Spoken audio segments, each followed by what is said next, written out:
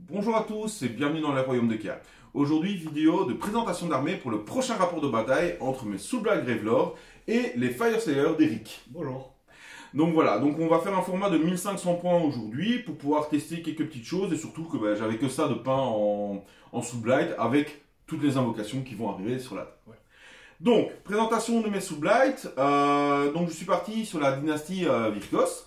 Donc la dynastie Virkos me permet à toutes mes unités invocables, en l'occurrence ici ce sera mes loups, d'avoir +1 à la blesse quand ils sont à 9 pas entièrement d'un héros, et de pouvoir que mes sorciers vont relancer leur jet de sort. Donc on va voir que j'ai quand même pas mal de sorciers. Cette petite liste va être basée un petit peu sur la magie quand même, donc assez intéressant avec des nuées de loups pour essayer de retenir des nains furieux.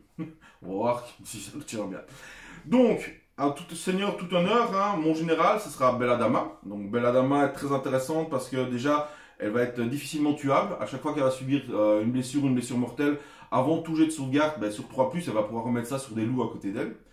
Donc au corps à corps, elle fait quelques trucs, mais c'est pas vraiment ce qui va faire des dégâts.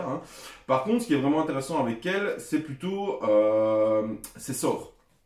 Donc Belladama, elle a 2 sorts très utiles. Donc je prends mes petites notes. Elle a la lune de mort qui lui permet de lancer valeur de lancement de 6. Donc s'il lance avec succès, jusqu'à ma prochaine phase de héros, si le jet de touche non modifié pour une attaque d'arme de mêlée d'une unité Soul Black Gravelord qui est entièrement à 12 pas d'elle, chaque 6 font 2 touches au lieu d'une. Donc ça fait vraiment, elle lance le sort sur elle-même et toutes les unités entièrement à 12, que ce soit les personnages, que ce soit les loups, à chaque 6 que ça fait 2 touches. Et on va voir que je peux faire beaucoup d'attaques avec mes unités, donc ça va faire beaucoup de touches. Peut être intéressant. Son deuxième sort, qui est mon préféré personnellement, et j'ai hâte de voir transformer des petits nains comme ça. Ouais. Donc lycanthropie, en fait je vais choisir une unité à 18 pas ou moins d'elle, et je vais leur faire des 3 blessures mortelles. Et pour chaque figurine que je vais tuer de l'unité, je vais popper un loup dans les 3 pas. Donc qui est très pratique pour bloquer des unités, puisque vous les engagez au corps à corps, et ainsi de suite. Donc des archers luminettes par exemple, c'est très fort pour des archers luminettes. C'est pratique aussi pour engager plusieurs unités, pour empêcher les tirs de contre-charge. Enfin voilà, il y a plein de choses qui est vraiment utile avec ces sorts. Et puis vous faites popper des loups, vous transformez des petits tueurs en loups. Moi je trouve ça trop fun. Et son aptitude de commandement qui permet en fait de cibler une unité de Direwolf entièrement à 12 pas, qui pourra engager de combattre, a le droit de combattre en fait dans les rayons de 6 pas et engager de 6 pas.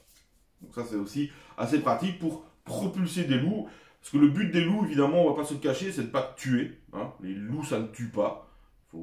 Ça a beaucoup d'attaques mais généralement ça tue pas beaucoup. Par contre ça résiste bien et ça englue bien. Voilà, les loups c'est quand même 2 points de vie, une sauvegarde à 5 et l'insensible de la mort à 6. L'insensible de la mort à 6, comment ça fonctionne? Il faut que je sois entièrement à 12 pas d'un de mes héros ou d'une de mes fosses communes. Donc en fait, je vais placer 4 fosses communes sur la table. Et ces fosses communes, en fait, vont me permettre de pouvoir invoquer des unités que j'aurais laissées en réserve. Ou si j'ai une de mes unités qui meurt, en fait, normalement, vous avez une règle chez les Soul Black Gravelord qui va permettre, en fait, sur 5+, à la fin de votre phase de bravoure, de pouvoir le ramener. C'est 5+, +1 par unité ennemie que j'ai détruite ce tour-ci. Voilà. On remène une unité qui ramène à moitié. Et grâce aux facs qui sont apparus dernièrement, et ça c'est un grand merci, ce n'est plus seulement à la fin de ma phase de bravoure, c'est à la fin de la phase de bravoure de chaque joueur. Et donc ça, c'est tout de suite beaucoup plus intéressant. Et donc, là par exemple, si une de mes unités de 10 loups meurt, hop, j'ai une unité de 5 loups qui revient. Et c'est assez récursif, c'est vraiment intéressant. À 2000 points, comme je joue des pavés de zombies, c'est vraiment très intéressant aussi. Donc ces petites tombes, mine de rien, placez-les bien. C'est pas facile à placer, mais placez-les bien. C'est vraiment super intéressant et c'est un gros plus pour votre armée. Donc, tu peux vraiment faire des vagues et des vagues qui reviennent. Ouais, clairement. Et vu que c'est des vagues qui vont être boostées, qui vont revenir, qui vont ping à 6, en fait on peut avoir un contrôle map assez important grâce à tout ça. À côté de ça, je vais avoir là, celui que j'appelle l'amant de Belladama, le déchu, le petit nécromancien qui sera mon général pour cette armée-ci. Pourquoi c'est lui mon général? Parce que en fait les 3 autres persos sont des personnages nommés. Ouais, ça. Donc voilà. Je vais pouvoir mettre un trait de commandement vers l'artefact. Voilà. Et son trait de commandement, c'est qu'une fois par bataille, à la fin de la phase de mouvement, il peut invoquer un pack de 5 loups. Donc là j'en ai 20, je passerai à 25. Il a l'arcane tome pour lancer un sort de plus. Pourquoi? Parce qu'en fait il a 2 sorts qui sont vraiment hyper importants dans mon armée. La première c'est Danse Macabre. Danse Macabre, je vais choisir toujours une unité de loup. Malheureusement ça ne fonctionne pas avec les héros. Ça aurait été trop bien. Qui va pouvoir en fait taper 2 fois lors de la taper 2 fois lors de la séquence de combat. Donc à chaque fois que je vais pouvoir activer une unité, ben, je pourrais la réactiver une deuxième fois pour pouvoir taper avec. Donc très important sort. Et je lui ai mis un autre sort qui est fort aussi.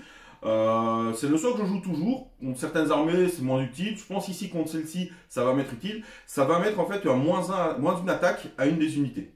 Ça c'est fort quand même. Donc c'est vraiment pas mal. Donc c'est pour ça que j'ai mis l'arcane tome pour qu'il puisse lancer ces 2 sorts.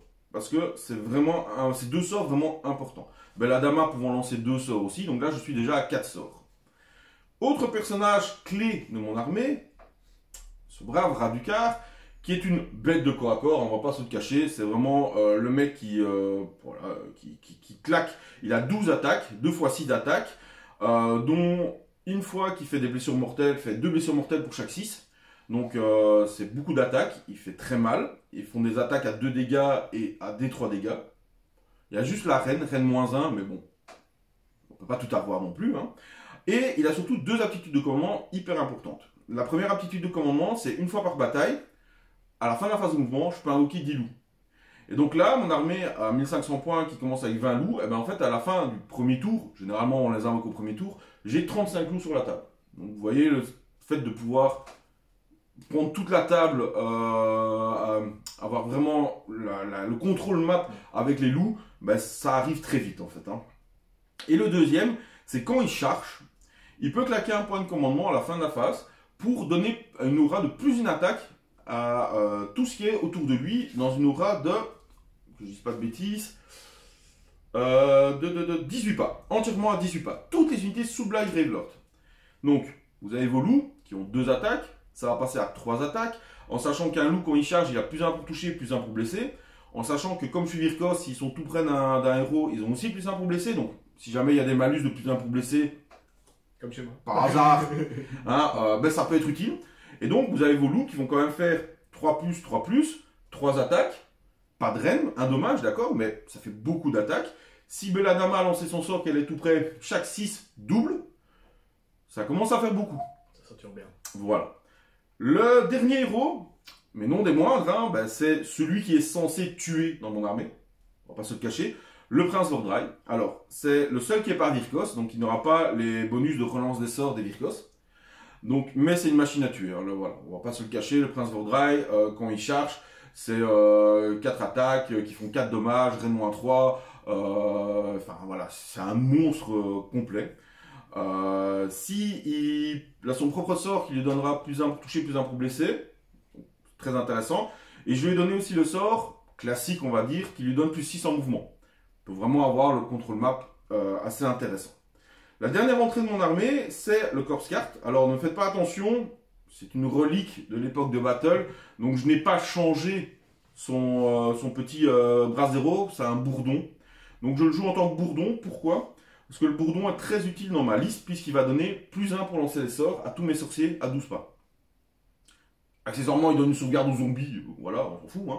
Mais c'est surtout plus 1 pour lancer les sorts. Donc en ayant Belladama qui pourra relancer ses sorts, qui a plus 1 pour lancer ses sorts.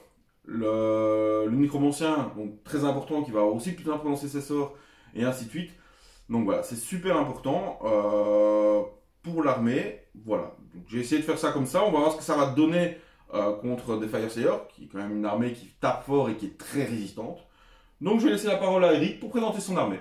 Bonjour à tous, donc moi aujourd'hui je joue en Fyreslayer, je vais jouer en Hemdar, qui est globalement l'allégeance que la plupart des gens jouent. C'est l'allégeance la plus forte actuellement, même si moi pour d'autres listes j'ai d'autres préférences, mais pour l'instant je teste ça.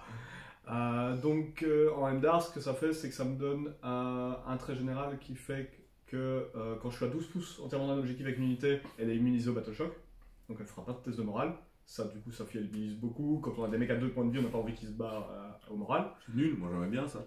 Non. Ok. Alors, il y a un trait de commandement qui permet, en fait, pour un point de co, on peut choisir une unité entièrement à 12 pouces d'un héros et qui permet à l'unité de frapper en premier. Ok. Donc, ça, ce qui fait que même si on se fait charger, on peut taper. Ça permet de taper avec 2 unités quand c'est notre tour en premier. Du coup, donc ça c'est super fort. Avant il tapait 2 fois, mais c'est plus le cas, ça a été nerfé. Il se transforme en luminette quoi. C'est ça, plus ou moins, ouais. Sauf que là, ça marche aussi quand c'est toi qu'on te charge. Pour un CP, t'as un luminette. Oh, bah bravo les nains.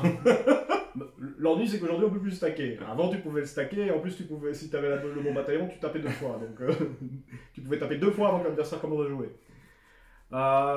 Du coup, le trait général, donc ce sera mon rune faveur, qui est le trait général. Dans les 12 pouces, c'est -1 à la blesse. Quand on cible une de mes unités. Donc, justement, là, pour le coup, toi, ça va t'aider, mais en règle générale, c'est quand même très très fort, parce qu'on n'a pas tellement de boost à la blesse. Très fort. Il y a assez peu de boost à la blesse. Et alors, il aura un petit artefact qui fait qu'il relance ses jets pour blesser sur son arme, et s'il fait un 6, il met une blessure mortelle en plus de ses dégâts. Pas la touche. Donc, ça, c'est mon général. À côté de lui, pour le soutenir, j'ai 3 autres personnages. Donc, j'ai un runesmiter à pied et un runesmiter monté. Donc, c'est de 2 prêtres. Celui à pied a une prière pour faire -1 à une unité adverse pour toucher dans les 18 pouces. Et celui monté a une prière qui permet de donner la course et charge sur une unité.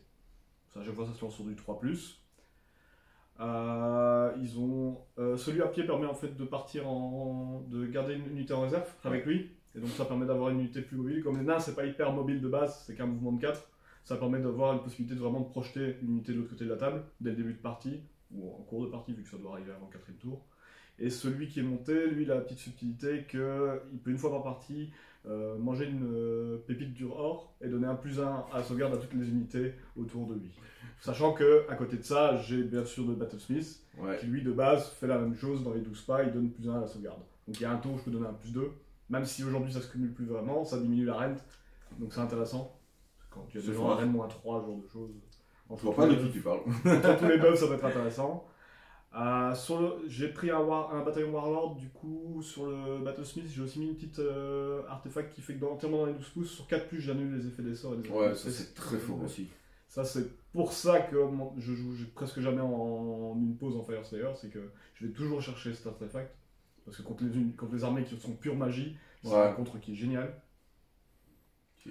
J'avais affronté ça quand je jouais à Luminette et effectivement. C'est ça, dès qu'on essaie de annuler tes sorts dessus, c'est là. Oh, bah c'est embêtant ça. Parfait. Donc, du coup, ça c'est mon perso de soutien. À côté de ça, pour mes lignes, j'ai pris 2 fois Divulkit. Donc, ils sont en bouclier et pioche. En simplifié, ça fait 2 attaques 3+4+, -1, 1 dégât. Les boucliers lui donnent +1 à la sauvegarde s'ils sont pas chargés. Et s'ils chargent à 8 pas, ils peuvent lancer leur bouclier. Et sur D6, ils font des blessures mortelles. C'est ça, donc ça, c'est des petites unités, mais l'air de rien, c'est 20 points de vie, c'est en 5+ de base, 4+ dès qu'ils sont pas chargés. Ouais. Dans la bulle, bah, tenir déjà une reine -1, voire une reine -2. En plus, ils ont une petite aptitude, une fois par bataille, que tu peux activer en phase de combat, c'est que s'ils se font tuer, ils peuvent frapper quand même. C'est fort, donc, ça. Du coup, ça permet vraiment d'avoir une bonne récursion. Ma 3ème ligne, c'est bien entendu le groupe habituel de 15 Hearthguard Berserker. C'est moins cool ça. Donc je les ai mis en Polax, donc c'est-à-dire c'est l'arme qui fait que quand ils font un 6 sur la touche, ils mettent 2 BM. C'est beaucoup moins cool ça. En plus de leurs dégâts normaux, et sinon à côté c'est une attaque 3+, c'est 2 attaques par tête, 3+, dégâts. Ceux-là ont quand même la subtilité que tant qu'ils sont à 10 pouces d'un héros, ils ont un FNP à 4. Donc ils ignorent les blessures sur un 4. Protection à 4. Oui, c'est une protection, non. Une protection à 4+, donc ils sont très très tranquilles, ils ont une sauvegarde à 5 de base, même chose, ils ont tous les buffs d'armure qui sont possibles. C'est une petite subtilité, hein, mais ouais. petite. Moi je trouve que c'est une petite subtilité. Aussi petite que les nains. Voilà, mais ça, on va dire que ça en fait vraiment l'unité tanky de l'armée.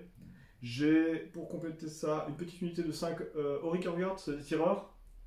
Je les aime pas, je les aime vraiment pas. En fait, eux, ils ont gagné pas mal de bonus parce qu'ils sont efficaces contre les monstres et comme maintenant les gens. En fait, ils gagnent 1 au dégâts, donc ils passent à dégâts 2 contre les monstres. Et s'ils font une blessure à un monstre, sur un 4+, ils réduisent de 1 la touche et ils divisent le mouvement par 2. Ouais. J'ai joué avec mes Sons of Mayhem contre m'avoir -1 pour toucher, plus le -1 pour blesser. Les Suns, ils aiment vraiment pas ça. Et l'air de rien, c'est quand même 2 tirs par tête en raid -1, donc même un petit groupe de 5 te met facilement une petite blessure par-ci par-là, et ça... Ouais, puis en tir de contre-charge, c'est très fort en fait. Hein. C'est ça. Et à côté de ça, ils ont une autre aptitude qui, tant qu'ils sont dans les 3 pouces d'un héros, ils peuvent récupérer les blessures des héros, sur un cas+. Donc ça permet vraiment de temporiser les PV que les héros peuvent prendre, vu que les héros sont très importants Fire Slayer. Et à côté de ça, donc j'ai le décor de faction. Lui, dans les 6 pouces, il permet à un prêtre d'avoir un bonus de +1 pour lancer ses prières. Okay. Et s'il y en a un, si c'est activé avec un prêtre qui est dans les 6 pouces, automatiquement ça donne aux autres dans les 18 pas. Okay. Donc ça c'est un +1. Et une fois par... Et à un moment dans la partie, je peux décider de le désactiver, donc de passer en surpuissance. Et en fait, toute l'armée a une ward à 6. Pendant 4 tours. Jusqu'à la prochaine phase des héros, mais après j'ai plus le bonus pour lancer les prières.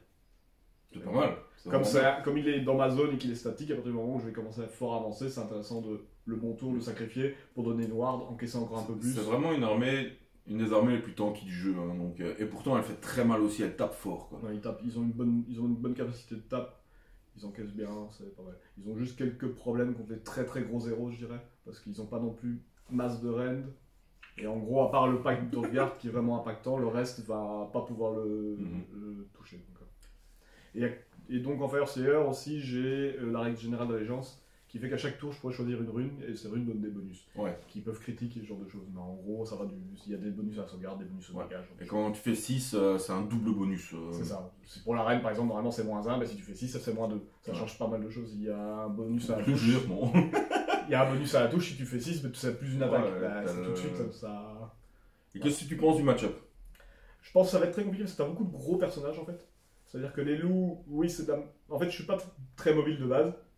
Donc, ce qui va se passer, c'est que tu vas facilement prendre la table. Il y a un tour où je peux être mobile parce que j'ai une rune qui me donne plus de mouvement. Il y a ma course et charge et il y a le TP qui font que j'ai un peu de mobilité. Mais par rapport à toi, tu vas pouvoir toute la partie courir autour de la table assez facilement avec tous tes loups. Et tu as quand même 3 gros personnages que je vais pas facilement pouvoir nettoyer parce que j'ai pas énormément de menaces pour eux.